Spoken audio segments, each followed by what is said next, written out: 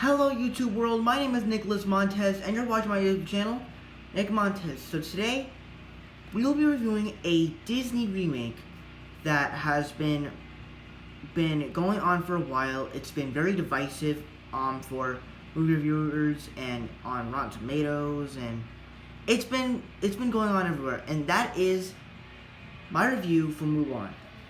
So just real quick before we get started with the review of Mulan, I just want to let you know, a couple weeks ago, I started a series where I reviewed not all of them, the Disney remakes I have not seen. If you want to check out that playlist, it will be in the description up above. I might need to do one last review because I was technically following the list that Rotten Tomatoes did. So the last review for the Disney remake series is actually going to be today, which will be my review for The Sorcerer Apprentice. So I'll see it later today, review it, and you'll see my thoughts on where it lands. You'll see my thoughts on it, plus you'll see where it lands in my Disney remake ranking. With that said, let's get started talking about Mulan.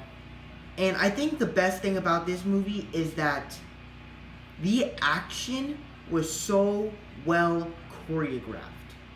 Like, you have Mulan, the girl that played Mulan,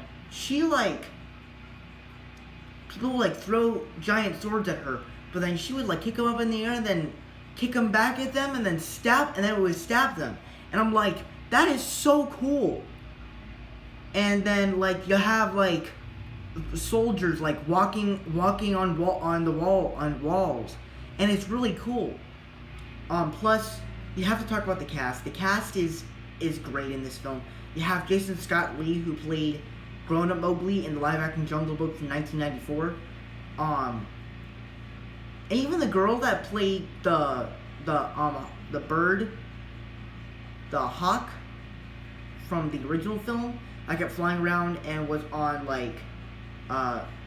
Boricon, that's his name in the film, instead of I don't know.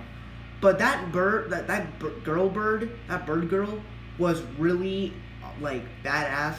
She had even though she was human, but then also a bird. When she was human, she was able to grow bird claws and tear guys apart, and it was just amazing. Well, I mean, there's not blood, but still, she tears guys apart. She beats the crap out of them, and it's just amazing.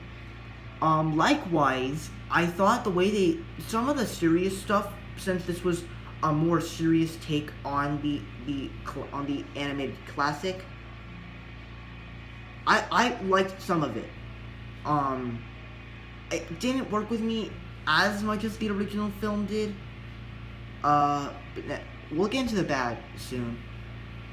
But the characters I like, especially I like the way Mulan is. Her story is good, except we don't really learn anything about her. That's really one of the problems with this film. We don't learn anything about her. I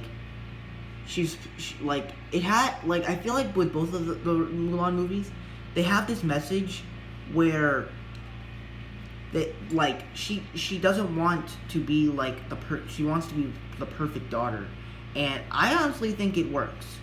I think it works in both of these movies. I can't really tell which one is better, but it works both. It works both in these movies. I'm trying to think of other good things because I literally watched this last night. So my thoughts are fresh, but it's been a while. It's been a couple hours since I've seen it. Let's see. What else is there to love? Likewise, like the original film, the villain is I actually like both of the I actually like the villain in this movie better because he's just more dark and brooding. While the animated one, sure, he did some horrible stuff. Him and his Hun soldiers, they killed all the soldiers for the backup soldiers that were there. They did some messed up stuff, but for this character, I actually cared about. but the villain in the original Mulan movie, I didn't really care about. Sure, he brought some nice action with Shang and Mulan. That was really cool, but yeah. Now let's move on to the bad, and I wouldn't really say that there was anything wrong with this movie. It's just, for some of the new stuff that they put in, like, I was a little bit sad, like when they didn't have the little brother, the dog, or Mushu, or the cricket. I mean, they sort of have the cricket there. But when they didn't have Mushu or anything, I feel like it was just a very serious movie. And I wished it was more funny. But it's a war movie, so it's not supposed to be funny. But, and plus, I don't really connect with Chinese stories as much as everybody else does. Like, the original film, I connect with it because it's animated, and, you know, it's great. This one, I liked it, but I didn't love it, and I want to explore more Chinese stories. So, that's really all I have. I don't really have major big problems with it. It's just, it's not a movie I connect with as much as everybody else does. But overall, it is a good Disney remake and a good movie. So for me, this is actually going to be a B+, an 8 out of 10, and do I recommend it? Definitely. If you're a fan of Chinese culture, or martial arts stuff, or even the Mulan franchise in general, definitely recommend it.